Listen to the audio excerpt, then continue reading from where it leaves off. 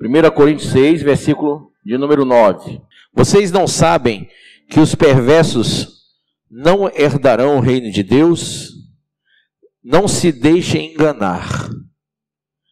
Nem imorais, grife isso,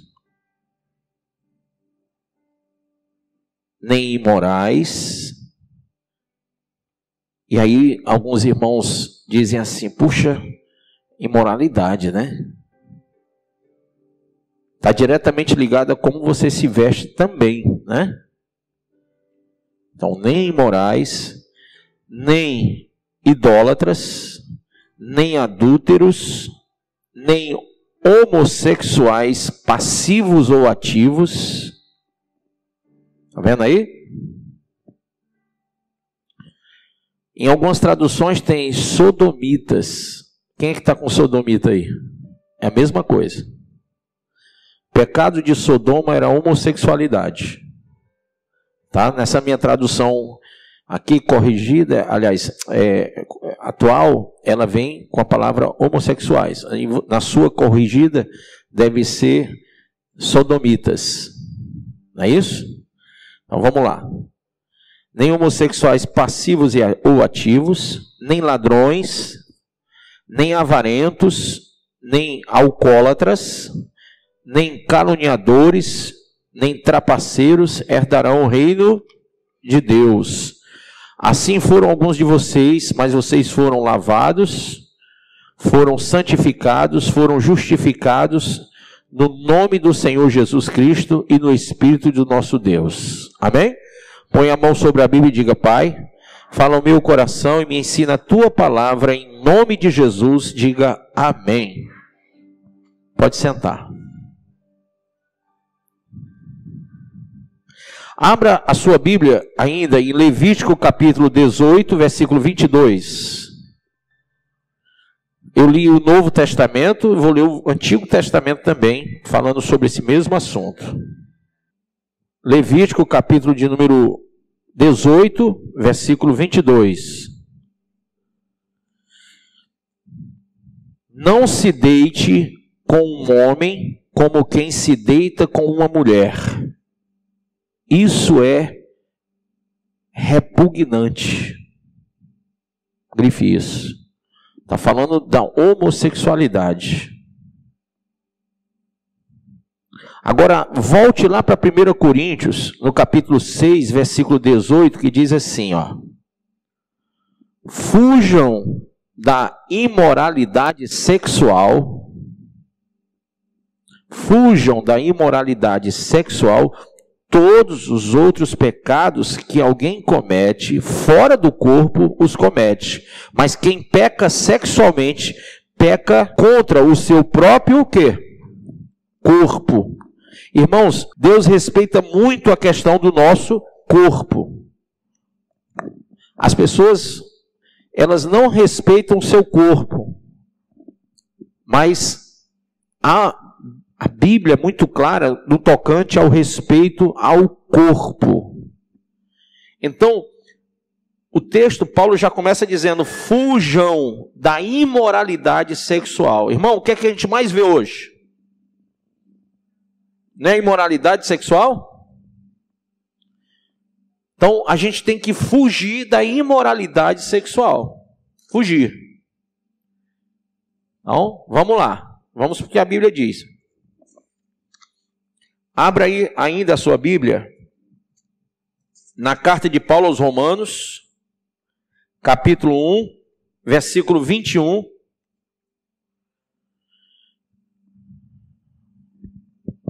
Carta de Paulo aos Romanos, capítulo 1, versículo de número 21. Porque tendo conhecido a Deus, não o glorificaram como Deus, nem lhe renderam graças, mas os seus pensamentos tornaram-se fúteis, e o coração insensato deles obscureceu-se. Dizendo-se sábios, tornaram-se loucos e trocaram a glória do Deus imortal por imagens feitas segundo a semelhança do homem mortal, bem como de pássaros, quadrúpedes e répteis. Por isso Deus os entregou à impureza sexual, segundo os desejos pecaminosos do seu coração, para a degradação do seu corpo entre si. Trocaram a verdade de Deus pela mentira, e adoraram e serviram as coisas e seres criados em lugar do Criador, que é bendito para sempre. Por causa disso, Deus os entregou, porque elas trocaram as coisas de Deus pelas coisas do mundo. Então, quando você troca as coisas de Deus pelas coisas do mundo, o santo pelo profano, a Bíblia diz: por isso Deus os entregou a paixões vergonhosas. Até suas mulheres trocaram suas relações sexuais naturais por outras contrárias à natureza. Ou seja, em vez de ser mulher com homem, passou a ser mulher com mulher. Da mesma forma, os homens também abandonaram as relações naturais com as mulheres e se inflamaram de paixão uns pelos outros, homens com homens. Começaram a cometer atos indecentes, homens com homens, e receberam em si mesmos o castigo merecido pela sua perversão. Como é o nome disso? Perversão. Perversão sexual. Eu estou falando o que a Bíblia fala. Até agora eu não falei de nada, a não ser lendo o que a Bíblia fala. Amém? Então vamos ainda.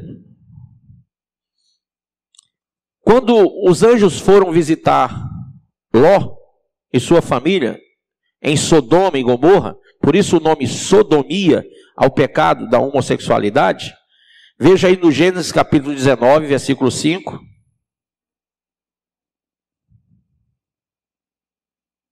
Os homens daquela cidade, tendo visto os anjos, quiseram ter relações sexuais com os anjos.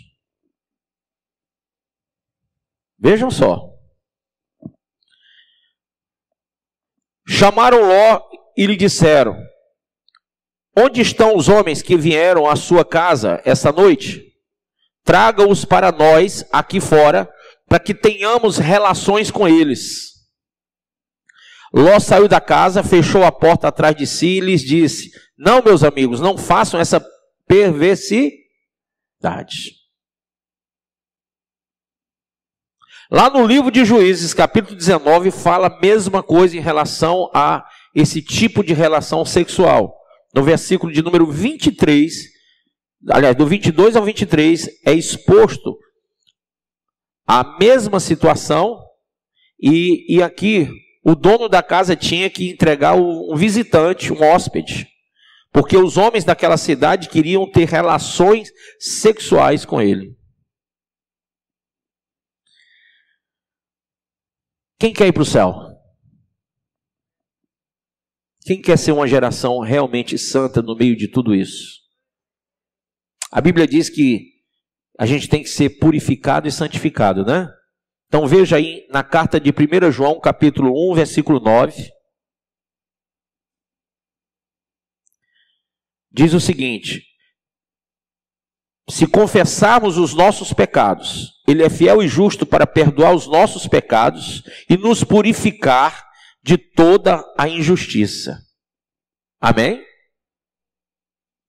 Então, todos nós vivemos debaixo do mesmo sol, da mesma lua e com os mesmos pensamentos, sentimentos e desejos e paixões, todos. Mas quando você confessa e se arrepende, você é purificado de toda a injustiça. O que quer dizer que você não volta mais para ela, que você não vai mais pensar nela. Então, aqui na carta de Paulo aos Éfesos, capítulo 2, no versículo 3 ao 5, fala assim, ó: anteriormente todos nós também vivíamos entre eles, satisfazendo as vontades da nossa carne.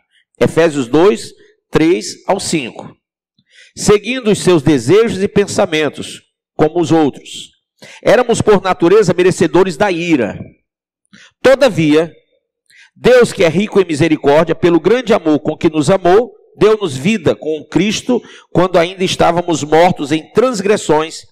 Pela graça vocês são salvos. Tá? Então,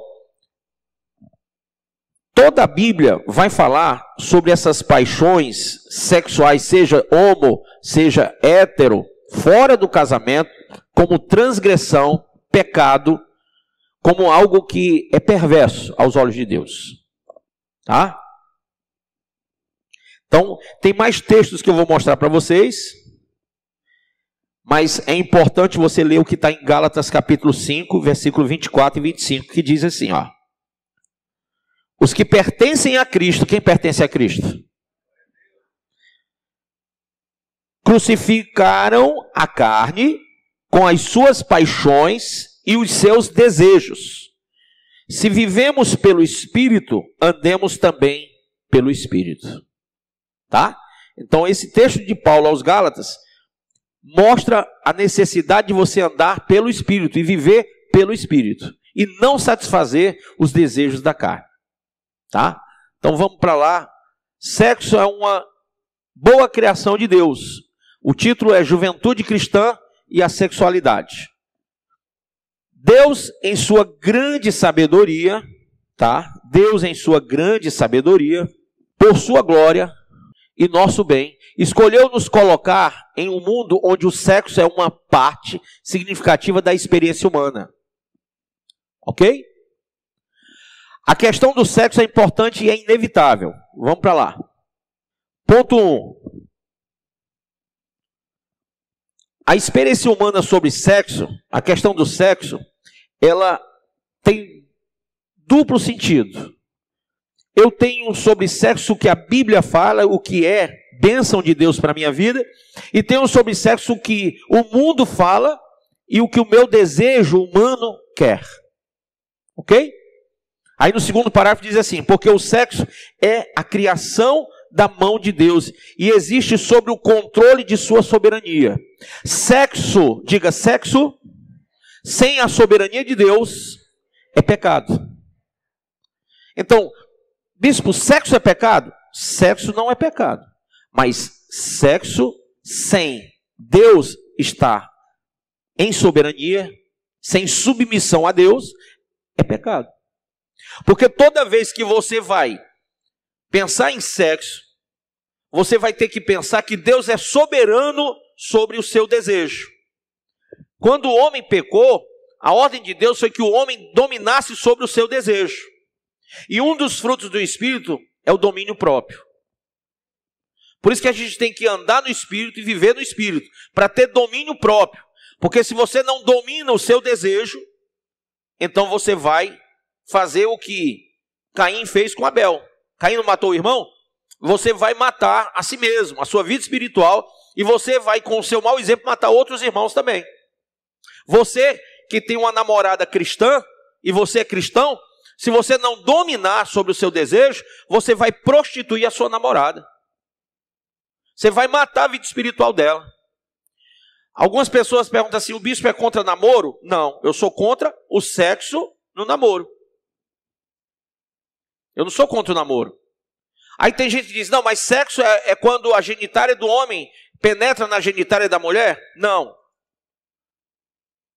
Isso aí é copulação já. O sexo não é isso. O sexo é quando já se tem intimidade. Quando já se gera intimidade. Quando se toca onde não deve. Fora do casamento. Então o sexo ele já começa na mente da pessoa. Sexo não é pecado. Não torne o sexo uma coisa do diabo. Entendeu? Não é. Sexo é uma criação de Deus para o homem. E o prazer sexual foi Deus que criou. A grande questão é que as pessoas demonizam o sexo, por quê? Porque toda vez que você vai para uma igreja, alguém diz assim, rapaz, o pastor não vai deixar mais você ter sexo com ninguém. Isso não é verdade. O que nós não podemos permitir, mas você tem que se submeter a isso, é que sua vida sexual tem que estar debaixo da ordem divina. Você tem que submeter-se à palavra, ao Espírito Santo. Todo sexo feito assim, tá? Ele é permitido. E é bênção. Mas no namoro, no noivado, nós não podemos ter vida sexual. Nós não podemos desenvolver vida sexual. A questão da confusão está muitas vezes na vergonha de você falar a palavra sexo. A pessoa tem medo de falar. Porque foi tão demonizada que ela diz, não, se falar sexo na igreja é um palavrão. E por muitas vezes as pessoas acabam falando outras coisas até piores. Então vamos lá. Diga, sexo é uma criação de Deus e deve existir sob o controle de Deus. Devemos abordar a questão do sexo com reverência, com temor, com amor à pessoa de Deus. Não devemos ter vergonha e timidez. Diga, sexo veio de Deus, pertence a Deus e continua a existir, porque Deus quer, para a glória de Deus. Amém? Entenderam isso? Bom. Segundo ponto, sexo pode ser perigoso. Infelizmente, hoje mais ainda. Porque uma bela criação de Deus funciona na cultura que vem da palavra. Mas quando a gente começa a ver sexo de acordo com a cultura das nações, das regiões, das cidades, dos costumes locais, você vai ver que vai muito longe do que a Bíblia fala. Então, aquilo que foi feito para o bem, para a procriação, para que o homem tenha prazer nisso, gerou outra coisa. E aí, você passou a não mais, e esse é o grande perigo do sexo, em vez de você colocar Deus soberano sobre a sua vida sexual, a sua vida sexual é que controla você. Você acaba sendo dominado pelo desejo sexual. Tem gente que fica viciado na sexualidade, no seu libido sexual, no seu desejo sexual. Isso é muito ruim. Porque primeiro quebra a hierarquia divina. Deus que deveria ser soberano não é. Você não consegue ser racional. Por quê? Porque o teu desejo está falando mais alto. Você também não consegue ser espiritual. Porque o teu desejo está falando mais alto. Então, nesse momento, é muito perigoso o sexo. É nesse momento que as pessoas vão ter relações sexuais variadas. Homem com homem, mulher com mulher. A imaginação leva a terem sexo anal, sexo oral, e começam a pensar em muitos tipos de sexo. Sabe por quê, irmão? Porque a imaginação do homem, o desejo humano, leva ele a tornar uma coisa que era santa em impura. Ele começa a sujar o que Deus criou. Então Deus não formou a gente para ter todo tipo de relação sexual com todo tipo de gente e de todas as formas. Isso não aconteceu. Com certeza todos devem saber que no Éden só havia um homem e uma mulher. Como era o nome deles? Adão e Eva. Não era Adão e Ivo, não. Começa já daí, né? Segundo, que todo mundo sabe que Adão e Eva não conheciam o mal. Então a vida sexual de Adão e Eva era uma vida normal. Era uma vida boa. Entendeu? Adão podia ter uma vida sexual com Eva sem maldade, sem malícia e sem imaginações como o de hoje. O homem criou, inclusive, livros sobre vários tipos de posições e de relações sexuais para poder fazer com que o sexo dure mais tempo num casamento. Isso é ridículo. Porque o que faz um casamento durar não é o sexo, é o amor. A Bíblia não diz que o sexo tudo sofre, tudo crê, tudo espera e tudo suporta. E em muitos casos o cara nem sexo fica tendo com a esposa muito tempo. Tem gente que acaba com a vida sexual por mau relacionamento. Porque quando o amor acaba, o sexo vai junto. A Bíblia diz que o amor tudo sofre, tudo crê, tudo espera, tudo suporta. Não o sexo. Inclusive, quando há uma discussão, a primeira coisa que esfria é o sexo. Ou não é? Quando tem uma contenda, uma conversa mais áspera, né? Alguém falou uma coisa, pesou para o outro. Ninguém tem nada. E se não houver perdão, misericórdia, se não houver uma atitude de alguém, aquilo dura uma semana, 2, 1 mês, 1 ano. Eu atendi casais, você vai achar que é brincadeira, mas não é. Que o casal disse que estava 18 anos sem vida sexual. 18 anos. Brincadeira um negócio desse, né? Mas não é não, sério. É só viver à base de briga, de contenda. As pessoas se suportam, mas não tem mais nenhuma união. Então, o sexo pode ser perigoso, dependendo da sua imaginação. Dependendo de se você levou sua mente cativa ao trono de Deus e permitiu que o Senhor tivesse controle sobre sua vida, ou se você está deixando sua imaginação falar mais alto. Por que eu falo que namoro é para ser uma coisa santa? Aí você diz, bispo, como é isso? Nada de beijo, nada de abraço, nada de agarramento, nada de pegar nisso, pegar naquilo, nada de ficar sozinho. Porque, meu irmão, é fogo e palha. Eu não vi ninguém conseguir sair ileso de um relacionamento com intimidades. Bispo, eu prometo ao senhor, eu prometo, teotó. Eu digo, eu não acredito, totó. Você pode mentir para mim descaradamente que eu não acredito. Entendeu? Por que eu não acredito? Porque eu sei que o homem não domina sobre si se ele não tiver uma presença forte do Espírito Santo.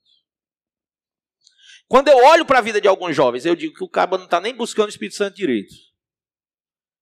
Eu não vejo ele se derramar na presença de Deus, sacrificar a sua vida no altar. Aí ele arruma uma namorada e digo, pronto, esse aí lascou-se. Esse aí já era. Ah, mas não tem isso, filho. Aí você já deu o primeiro passo da sua queda, o segundo, entendeu? Vai vir 9 meses depois. Não adianta, é fogo e palha. Diga, é fogo e palha. Se você sabe disso, não contraia relacionamentos que você não vai conseguir suportar, porque você ainda não domina sobre si. Você não precisa bater na porta do pastor e dizer, o senhor permite? A primeira coisa que você tem que perguntar não é se eu permito, é se você se controla. Se você se domina. Se Deus é soberano sobre a sua vida sexual.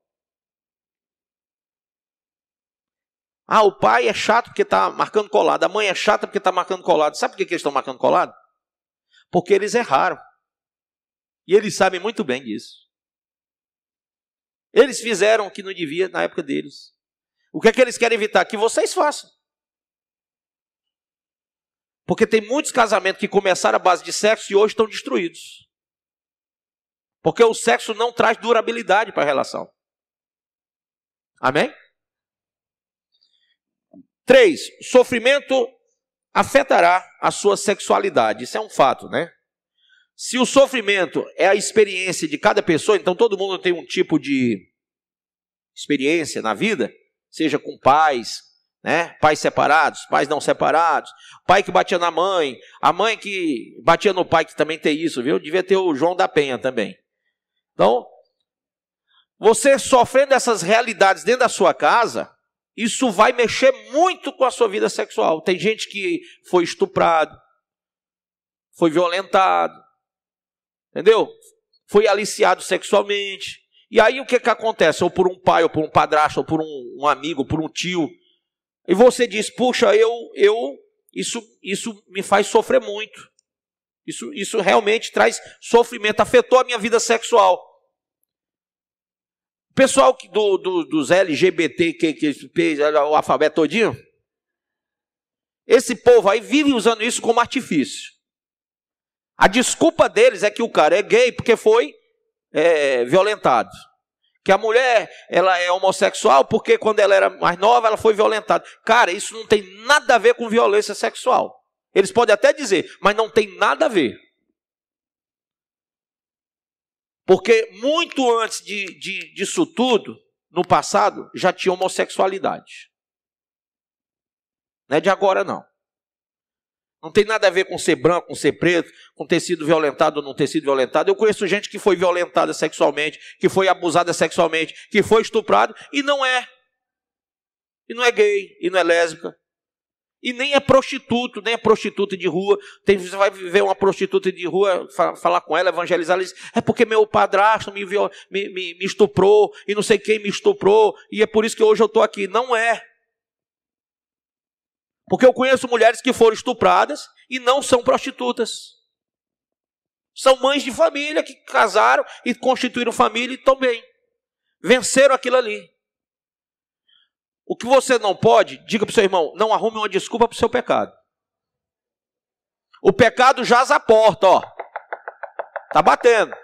Se você der a desculpa, ele entra. O pecado não precisa da sua desculpa. Ele já vem com todas. Aí se você ajudar um pouquinho, melhora para ele. Então, não dê desculpa para o seu pecado. Tá? Sofrimento pode prejudicar a sua vida sexual? Sim. Hoje tem mulheres que são frias com seus maridos por causa do seu passado. Pelo que passaram. Inclusive, há uma coisa importante falar. Existem casais que não se dão bem por causa das relações sexuais que tiveram quando eram solteiros. O cara teve relação com muitas mulheres, a mulher teve com muitos homens, e hoje ela não consegue mais ter uma vida com um homem só, e nem ele com uma única mulher. Não consegue ter prazer com uma única pessoa. Então, a imaginação daquela mulher casada é pensando em vários homens, a imaginação daquele homem casado é pensando em várias mulheres. Eles sofrem por causa das relações passadas.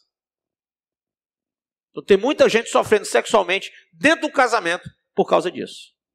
4. O sexo não pode satisfazer o seu coração. Diga, o sexo não pode satisfazer o seu coração. Diga, o sexo é poderosamente prazeroso, mas não pode satisfazer o nosso coração. O toque de uma outra pessoa estimula seu corpo e seu coração, mas nunca deixa você completamente satisfeito. O sexo o conecta de maneiras poderosas e dramáticas a outras pessoas, mas não tem nenhuma habilidade para torná-lo uma pessoa melhor. Sexo não melhora ninguém. Sexo também não melhora relacionamento ruim. Viu? Tenham cuidado com isso. Quer saibamos ou não, todo ser humano vive em busca de um salvador. Somos todos impulsionados por uma busca por identidade, paz interior e algum tipo de significado ou propósito.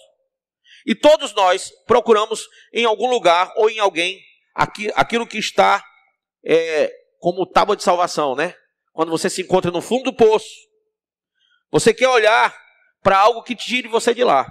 Então, olhar para a criação, para obter o que somente o Criador pode dar, é complicado. Mas tem gente que olha para o outro e diz, vai ser minha tábua de salvação. Minha tábua de salvação vai ser essa pessoa casar comigo.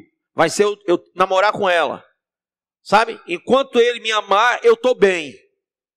Gente, essa paz interior só Deus, Criador, dá a você.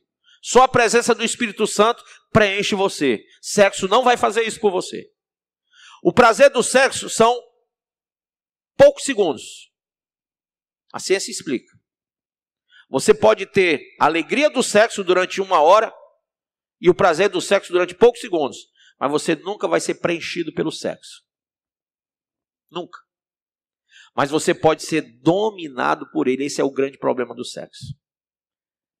Se você não deixar Deus na soberania, o sexo vai assumir essa posição. Tem gente escravizada por isso. O motivo de alguns amigos de vocês não se converterem é porque estão escravizados à vida sexual que levam. Alguma amiga que você está evangelizando, mas ela tem vida sexual com o namorado, com o noivo, e ela diz, eu não vou parar. Eu não consigo parar. E se eu parar, ele vai pegar outra, porque ele também é escravo do sexo. Entenderam? Então vamos lá. 5º ponto. Deus tem que estar no centro do seu mundo sexual. Deus, não você. Deus. Cuidado, porque quando o ágape, que é o amor de Deus, não está no centro de tudo, o eros, que é a paixão, vai estar. Tá? Então você tem que colocar sempre o amor de Deus acima de tudo e de todos. Nosso problema com o sexo não começa com luxúria, com más escolhas ou com mau comportamento sexual.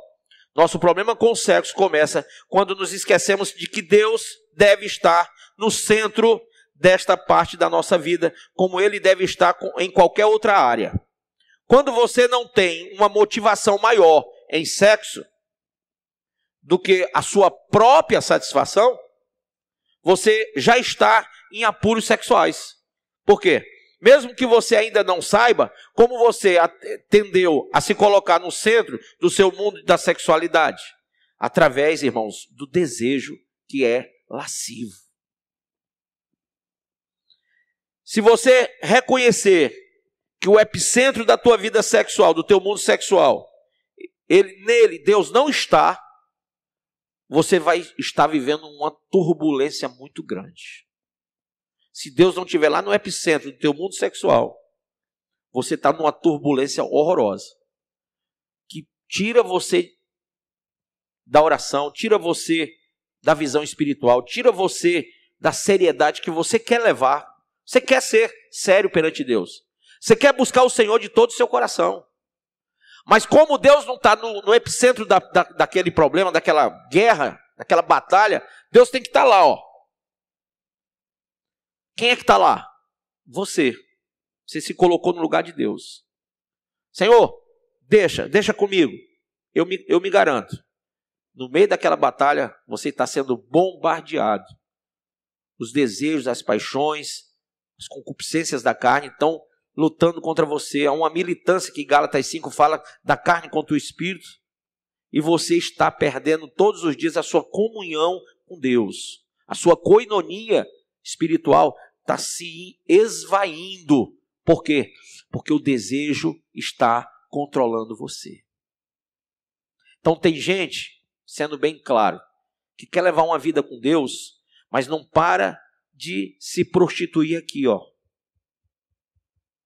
Não para de pensar 24 horas. Se tivesse 25, seria 25 horas em sexo. Tem muita gente se masturbando, por quê? Porque diz, eu não vou ter relação sexual com ninguém, mas isso aqui eu não consigo evitar. E começa a se masturbar. Aí você diz, bispo, e aí? E aí que continua sobre o domínio do sexo. Porque você está tendo um sexo mental. Se você é casado, você está tendo um adultério mental. Se você é solteiro, você está tendo uma prostituição mental. Porque ninguém se masturba pensando numa nuvem. Ninguém se masturba pensando num pé de jaca. Vocês estão entendendo o que eu estou falando? Isso acontece quando você está pensando em sexo. E às vezes com uma pessoa, com 2, com 10, com 20, enfim. São coisas que você viu nas redes sociais, ou numa novela, ou num filme que você assistiu, ou na rua onde você passou, tinha um monte de mulher pelada, o rapazinho todo boizinho lá, e aquilo lhe atraiu, aquilo chamou sua atenção, aquilo ficou no seu HD, e aquilo vai mexer com você, por quê?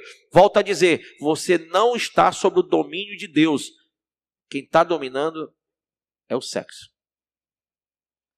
A soberania de Deus na sua vida sexual não existe. Você não colocou ele no epicentro da situação. Então, como você não colocou ele onde realmente ele deveria estar dominando em todas as áreas, e nessa área principalmente, você está apanhando muito. E não é só do diabo não, o diabo se aproveita. Demônios, entidades espirituais se aproveitam dos teus desejos, das tuas paixões. Se aproveitam. Mas o que você está sofrendo é a ingerência da sua própria carne. Porque, volto a dizer, Deus deu a libido sexual, o desejo sexual aos homens. Faz parte da natureza humana ter desejos. Mas sobre eles tu deve dominar. Como que domina? Domínio próprio. É um dos frutos espirituais de quem busca a presença do Espírito Santo. Amém? Vamos lá. O sexo 6 é profundamente espiritual. O sexo não é uma coisa religiosa, o sexo é profundamente espiritual. Seu relacionamento com sua própria sexualidade e a sexualidade dos outros sempre revelam seu coração. Sua vida sexual é sempre uma expressão do que você realmente adora. O sexo é profundamente religioso. No sexo você está submetendo-se conscientemente a Deus ou se colocando como Deus. Em outras palavras, o sexo nunca é simplesmente uma coisa horizontal. O sexo sempre conecta você ao Deus que criou o seu corpo, lhe deu olhos para ver e um coração que deseja e lhe diz como é administrar esse aspecto da sua personalidade. Então, o sexo, ele é espiritual. Se você colocar o sexo na mão de Deus e dizer, Senhor, o Senhor me deu desejo, paixões, o Senhor me deu, mas eu coloco nas tuas mãos para o Senhor mandar em mim nessa área. Amém? Para o Senhor me controlar, para o Senhor ordenar e eu obedecer. É espiritual. Quer ver outra coisa? O sexo é tão espiritual que em vários cultos de várias religiões pagãs se fazia sexo no meio das liturgias dos cultos pagãos. Inclusive, mulheres virgens eram sacrificadas, crianças, entendeu? E sexo explícito mesmo. Em algumas comunidades, pelo mundo afora, a prática do sexo ao ar livre é comum, entendeu? Aqui no Brasil, inclusive, locais onde as pessoas elas praticam a nudez e o ato sexual ao ar livre. Então, por que isso acontece? Porque elas entregaram seus corações às suas paixões, aos seus desejos, e elas estão dominadas por isso. Não é Deus. É nesse momento que o sexo é pecado. Porque você não colocou sob o domínio de Deus, você está sendo dominado pelo sexo. E quando o homem, com a sua natureza adâmica, é dominado pelo sexo, irmãos, ele faz tudo de errado. Não tem jeito. Faz mesmo. Ou Deus está no controle, ou você vai sair atropelando tudo. E tem gente que diz assim, rapaz, tu não me respeita não, tu é casado comigo, tu é casada comigo. Rapaz, tu não respeita não, olha o que tu está assistindo aí na televisão. Passa uma mulher, o marido, o homem casado olha, né, fica secando a mulher, diz, rapaz, tu não me respeita não, cara. Não me ama não, que conversa é essa? Você sabe o que é isso?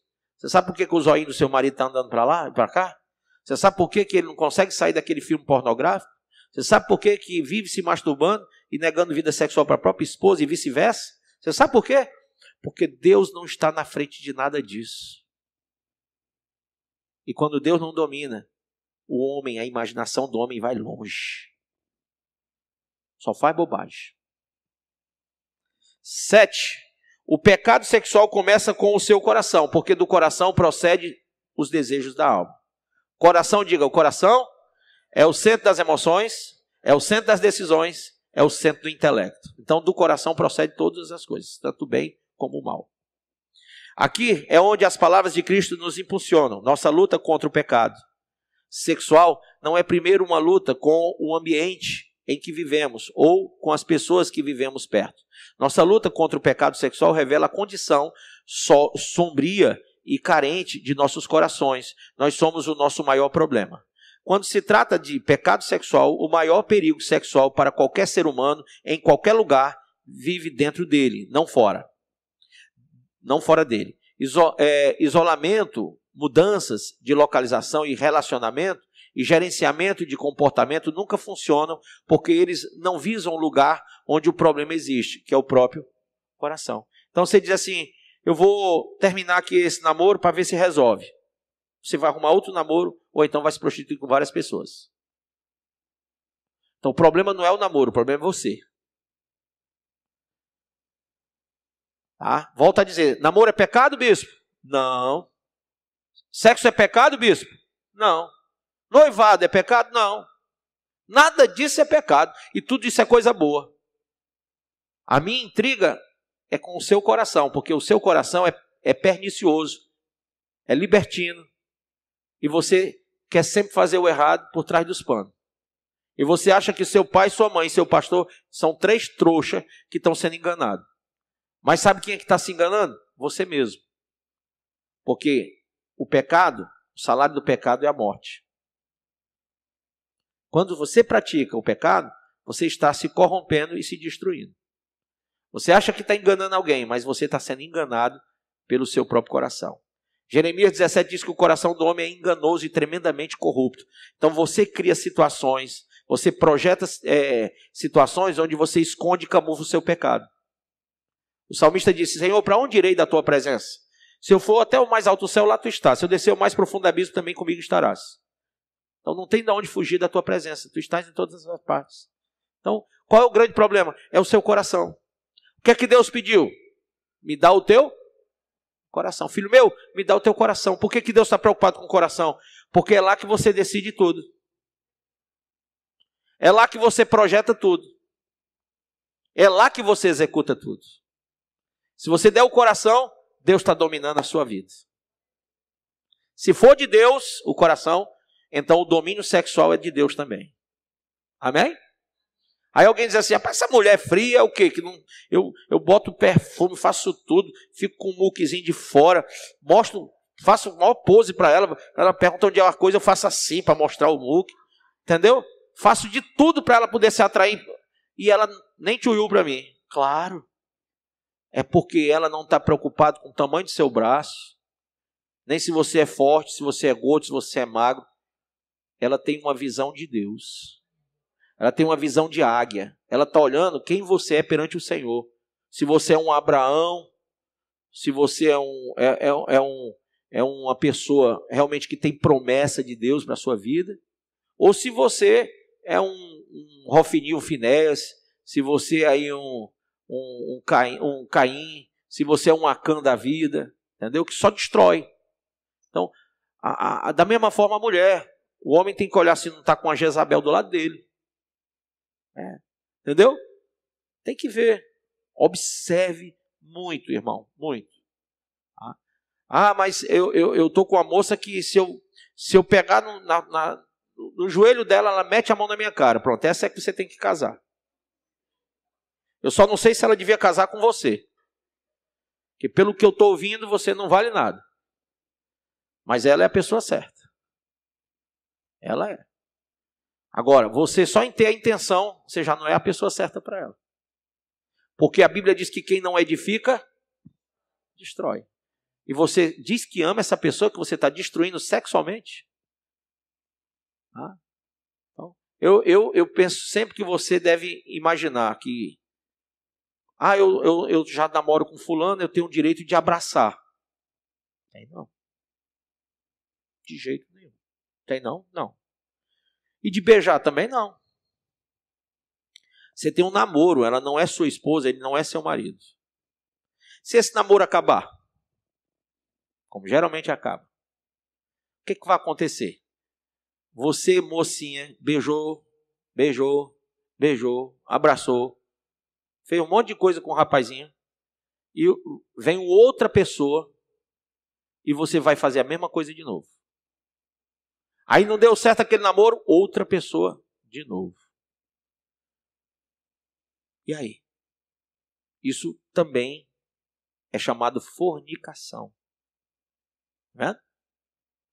Isso corrompe o seu ser espiritual. O que você tem que fazer? Você não deve jamais ter intimidade com alguém que não é o seu marido e que não é a sua esposa. Uma vez eu achei até exagerado, hoje eu concordo plenamente quando alguém me disse assim: existe adultério no namoro? Existe. Existe. Quando você beija, abraça, agarra quem não é seu marido. Aí amanhã você casa com outro. E o outro casa com outra. E vocês são tudo da mesma igreja e o cara diz: essa eu já peguei, ó. E vice-versa. Gente, só é o tempo. Quem está entendendo o que eu estou falando? Só é questão do tempo, mas todo mundo se pegou. Então você tem que ter cuidado que adultério é isso também. Se você tem propósito com a sua vida sexual, Deus dominando sobre ela, aprenda uma coisa: se guarde para o seu marido, se guarde para a sua esposa. Esse corpo aqui é da minha mulher, o corpo dela é meu, está guardado. Você quer? Só se casar comigo. Você quer? Só se casar comigo. No tempo certo. Não vou casar com você por vontade sexual, por desejo sexual, por libido sexual, porque eu não quero me prostituir com você, eu vou me casar com você. Porque no dia que eu tiver uma relação sexual com você e eu já esgotar o meu desejo, né, aquela voraz, aquela vontade de ter sexo contigo, aí pronto, eu vou descobrir que não te amava. Eu vou descobrir que você não era a pessoa para mim. Depois de casado, o que é que vai acontecer? Uma vida frustrada. É que você olhava tanto para peito, bunda e perna, esqueceu do caráter. Esqueceu da personalidade. Quando casa, aí começa a gritaria dentro de casa.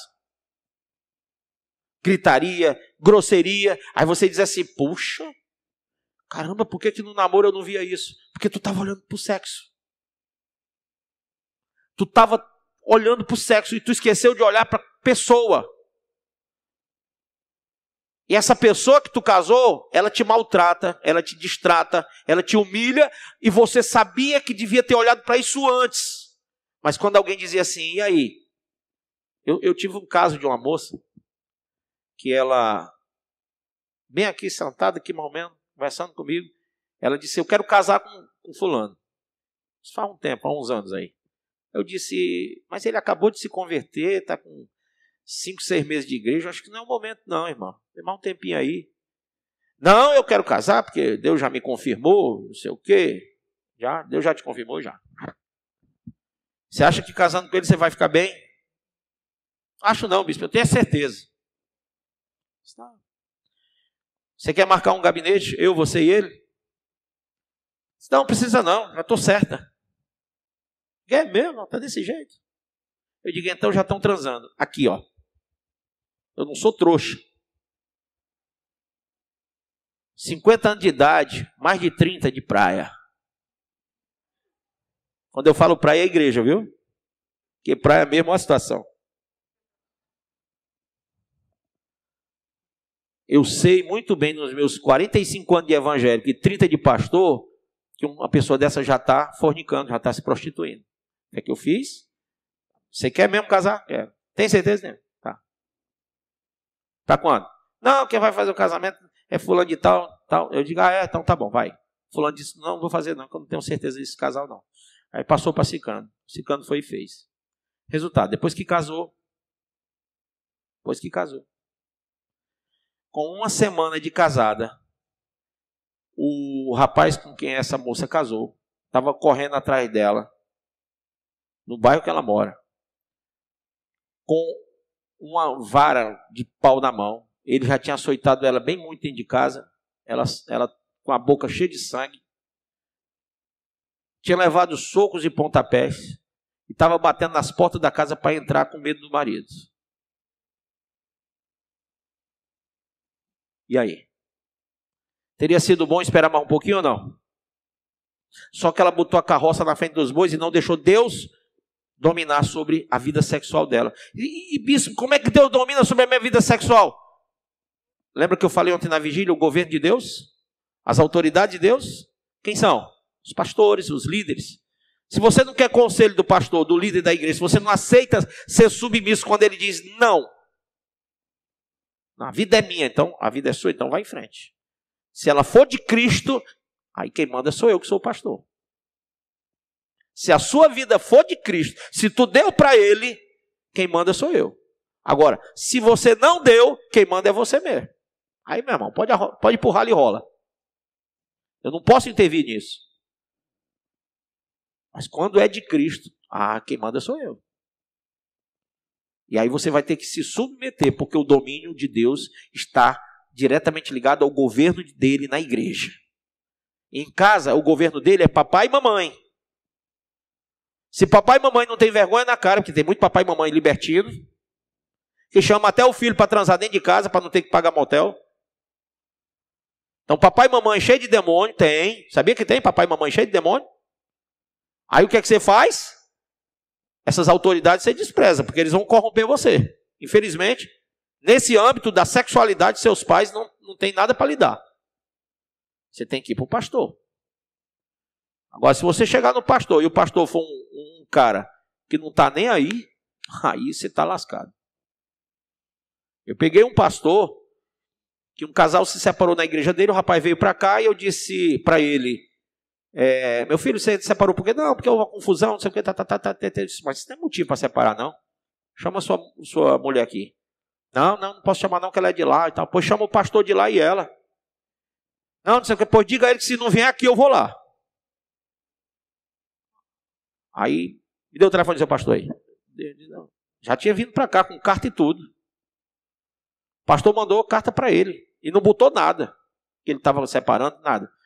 Liguei para o pastor e digo, vem cá, como é que o senhor manda uma ovelha sua para cá e não diz como é que é a situação da ovelha? Estou mandando ela de volta, não quero não. Pega de volta o teu abacaxi. Não, eu já mandei para ele. Eu digo, o problema é seu, meu irmão. Estou mandando de volta. Quero não. Aqui para me dar problema, abaixo de casa. Não precisa de mais um, não. Aí foi lá e veio cá, e o pastor veio bater aqui. Quando ele chegou aqui, pelo amor de Deus, eu tenho 50 anos, mas o cara tinha 65, um velho, meu irmão. Ele entrou assim na minha sala, eu digo, o senhor não tem vergonha na cara de ser um pastor e não querer cuidar das suas ovelhas, mandar para mim. Para cuidar das suas ovelhas, pastor. Não, mas é porque ele quis sair por vontade dele, ele se separou por vontade dele. Eu não briguei para ele casar, também não briguei para ele divorciar, então a vontade é dele. Eu digo, é. E tu prega isso para a tua igreja, que a vontade é dele? Não é mais a vontade de Deus não, na igreja? Cadê o governo de Deus na vida das ovelhas, da tua igreja? Irmão, desceu o cipó. O cara ficou rente com o chão. Eu digo, o senhor, por favor, o senhor cuide das suas ovelhas. Eu vou mandar esse rapaz de volta. Mandei, fiquei com o rapaz aqui não. O rapaz era assim meio galinho, ainda levou 2 meninas aqui da igreja. Eu digo, vão, 2 pombagiras mesmo? Porque quem quer servir a Deus não vai nessa onda não, vai? Vai não. Mas só para as obreiras que estão aqui saberam, 2 obreiras de farda, viu? Mas deram lugar a Satanás e caíram. Então, preste bem atenção, porque conselho de pastor é muito importante. Se o governo de Deus está na sua vida, você estará bem na vida sexual. Amém? Pense nisso. Vamos lá.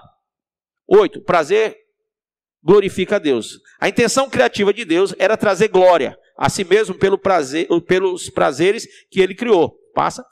Cada coisa prazerosa foi perfeitamente criada e projetada para refletir e apontar para a maior glória daquele que a criou. Essas coisas foram projetadas para serem prazerosas, mas também para um propósito fundamental espiritual. Eles foram feitos para lembrá-lo dele. Eles foram feitos para surpreender você não apenas com a sua existência, mas com a sabedoria, poder e glória daquele que os criou. Eles foram colocados na terra para ser um dos meios de Deus para chamar sua atenção e capturar seu coração. O prazer do sexo é feito para me lembrar da glória da minha íntima união com Cristo, que somente a graça poderia produzir. Amém? Então, prazer é pecado? Não, se Deus domina sobre ele. Você imagina, você vai comer uma comida assim, jantar hoje à noite, ou almoçar amanhã de manhã, e você não tem prazer em comer. Você não chega nem perto. Você não sente sabor. Você não sente fome. Você não chega nem perto da comida. Um doente. O doente não come por quê? Porque ele não tem prazer em comer. Entenderam? Então, a vida sexual é do mesmo jeito. Quando você tem uma vida sexual prazerosa, então você tem desejo de comer. Às vezes você come, janta ou lancha, sem nem ter fome. É só a questão do prazer, né? De degustar, sentir o sabor. Pô, estou cheio, mas vou tomar um sorvete. Né? Por quê? Porque você quer sentir o sabor do sorvete. É um prazer. Degustar, sentir as papilas gustativas elas nos trazem prazer. Elas mexem com a nossa sensibilidade cerebral. Aqui eu não lembro agora o nome é pituitária. É isso? Me ajudem aí os cientistas daqui. Mas transmite a ideia do prazer, tá? Não lembro aqui qual é. Enfim, então você liga e desliga algumas coisas. Então você tem sabor, você tem cheiro que traz prazer. Claro que tem cheiro que não traz prazer nenhum. Mas você tem cheiro que traz prazer, né? Então vamos nós. Eu passei inclusive no shopping Guatemi, tinha lá uma sorveteria. Aí eu passo na frente, rapaz, que cheiro gostoso é esse? Bem doce. Parecia, como é o nome? Biscoito sendo feito. Sabe aquele biscoito doce assim? Eu digo, caramba. Aí eu digo, rapaz, isso deve ser essência, que ele está com essência no ar-condicionado. E fica aquele cheiro, que quem passa sente e tem vontade de entrar para tomar sorvete. Isso é jogada, entendeu? Mas por quê? Porque quer atrair você pelo nariz. Aí o cara vai passar, já gostoso aqui o negócio, né? Entendeu? Quer pegar por aqui, ó. Por que você acha que quando você vai sair de casa e você quer conquistar o namorado ou a namorada, o que é que você faz? Toma banho. Fedido não vai. Você toma banho. Aí toma banho, depila, né? No caso das mulheres principalmente. Aí vai desodorante, perfume francês e perfume italiano, francês. Se não tiver nada, né? Vai, pega do pai, pega da mãe, mistura, faz uma gororoba. Né? A moça passa 10 dias sem lavar o cabelo para ficar estirado. Aí passa um monte de perfume para cheirar e fica...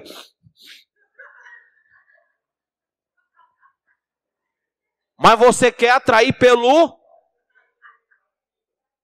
cheiro. Outra coisa, você veste uma roupa que seja atraente. Você quer atrair pelos olhos. Né? Aí, o problema é quando você abre a boca, porque não sabe o que falar, e fala besteira aí. Se tiver de um lado de um cara inteligente, eu terminei muitos namoros meus, quando a moça começava a falar, eu digo, não, meu irmão, caixa d'água aqui não vai, não. Começa... É só hoje, acabou. Entendeu? Porque quando abria a boca, era uma enchente. A Cagé se perdia muito para ela. Então, muitas vezes eu não quis me relacionar com gente por causa do que falava. Muito bonita, muito cheirosa, mas quando abrir a boca, misericórdia. Então, você tende a buscar atrair as pessoas dessa forma. Essa questão do prazer, ela pode ser suscitada através disso. Coisas que você faz para gerar prazer no outro. Quando é casado, vai ter uma vida sexual, roupas íntimas, né? Para poder atrair o outro e tal. O problema, irmão, como eu digo, o sexo não faz casamento durar, o que faz é o amor. Porque você pode vestir a roupa mais sensual que for, quando você está com bucho grande, bunda caída, peito caído, tudo é horrível. O que é que você tem que ter no outro? Amor. Tá entendendo? Tem tanta mulher ridícula, eu digo ridículo porque o homem é mais assumido, mas tem tanta mulher ridícula que tá velha e quer ficar com roupa de cocotinha. E é ridículo, é melhor botar aquela roupa de florzinha mesmo e assumir. Porque, pelo amor de Deus, quando uma velha quer ser moça, é muito triste, o homem já sabe. Também quando o velho quer ser rapazinho, ele pinta o cabelo, parece uma graúna. Entendeu? Não dá legal também.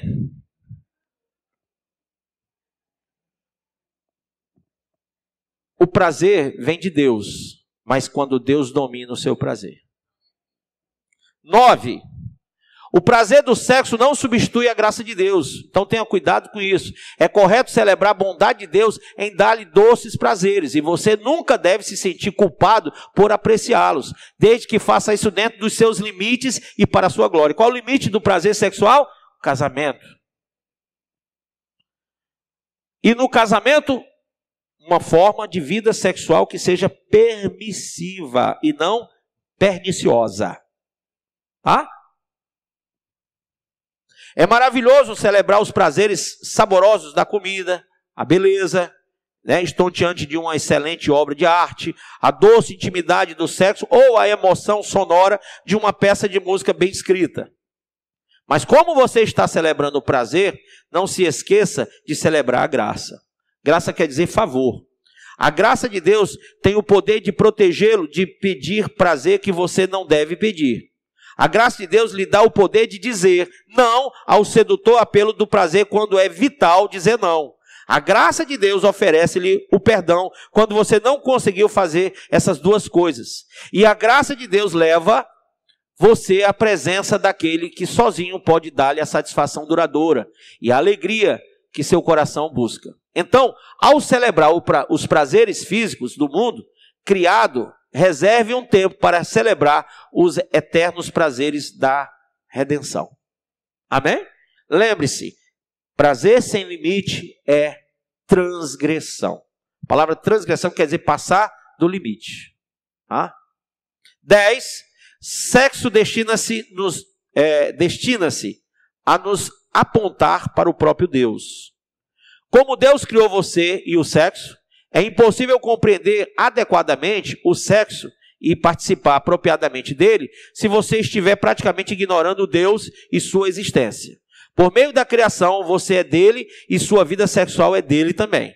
O sexo que reconhece a existência de Deus torna-se o belo ato de adoração íntimo e relacional que se pretendia que fosse. No meio de todas as suas delícias físicas, não se esquece de Deus.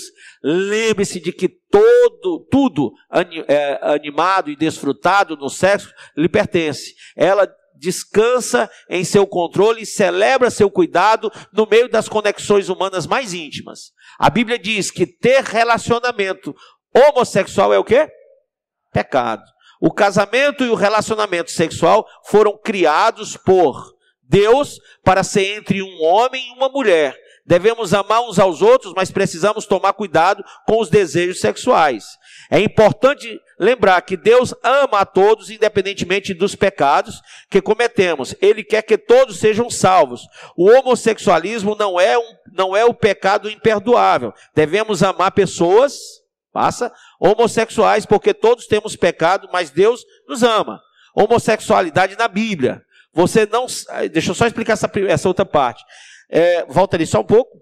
Aqui, pronto. O homossexualismo não é o pecado imperdoável. Quer dizer, praticou, Deus pode te perdoar. Mas você pode voltar a praticar? Homossexualidade na Bíblia. Você não sabe que os perversos não herdarão o reino de Deus? Não se deixe enganar. Nem imorais, nem idólatras, nem adúlteros, nem homossexuais passivos ou ativos, nem ladrões, nem avarentos, nem alcoólatras, nem caluniadores, nem trapaceiros herdarão o reino de Deus. Assim foram alguns de vocês, mas vocês foram lavados, foram santificados, foram justificados no nome do Senhor Jesus Cristo e no Espírito de nosso Deus. 1 Coríntios 6, 9 ao 11, para que ninguém diga que sou eu que estou inventando conversa. Tá? Então, tem outros textos aqui no meu estudo. Eu queria citar só mais um, aqui para a gente terminar.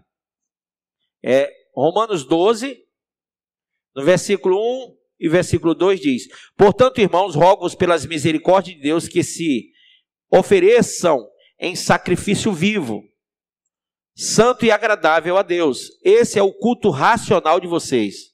Então, a vida tem que ser um sacrifício vivo, sacrifício santo, separado do mundo e agradável a Deus. Não se amoldem ao padrão deste mundo. Como é que é o padrão do mundo de hoje? Está horrível, tá? Caramba, está muito feio. Gente, eu não passo em um canto dessa cidade que eu não diga, rapaz, está feio demais o negócio. Eu só não digo o povo feio, porque o povo feio. Não é não? Mas uma vez eu disse isso, ô povo feio. Aí a mulher gritou, e é cada vez chegando mais. Aí eu não falei, nunca mais eu falei isso. Mas que o negócio está feio, tá, não tá? Meu Deus do céu. Tá muito feio. Você vai no shopping, rapaz, passa a moça com cabelo, parece o pica-pau. Né? O rapaz parece o Pato Donald, andando todo... Caramba, meu irmão. Trocaram tudo. Trocaram tudo, rapaz. Você fica incomodado. Vai passando aqui um casal, você olha e diz, rapaz, o casal está diferente. Quando vira, é duas mulheres. Não era um homem ou uma mulher, duas mulheres. É porque uma está vestida de homem. Então, tá feio. Além disso, tá assim muito chato, porque não tem respeito, não tem honra à família, né? Eles estão brigando para desonrar a família, desfazer. Qual é a visão? Família é gerada não por consanguinidade, mas por afetividade. Então, se você gosta do outro, é família. Entendeu? E aí eu faço um desafio para esse povo. Botem duas mulheres numa ilha deserta, ou dois homens, pode ser dois homens também, vale para os dois. Duas mulheres ou dois homens. Deixe lá 100 anos. Só 100, que a gente tem que pensar que vai viver muito. Pegue outra ilha e coloque um casal, um homem ou uma mulher. Dê 10 anos para eles. Só 10. Vai naquela ilha dos 100 anos, você vai encontrar 2 cadáveres. Só os ossos. Vai naquela lá dos 10 anos que você já tem uma comunidade.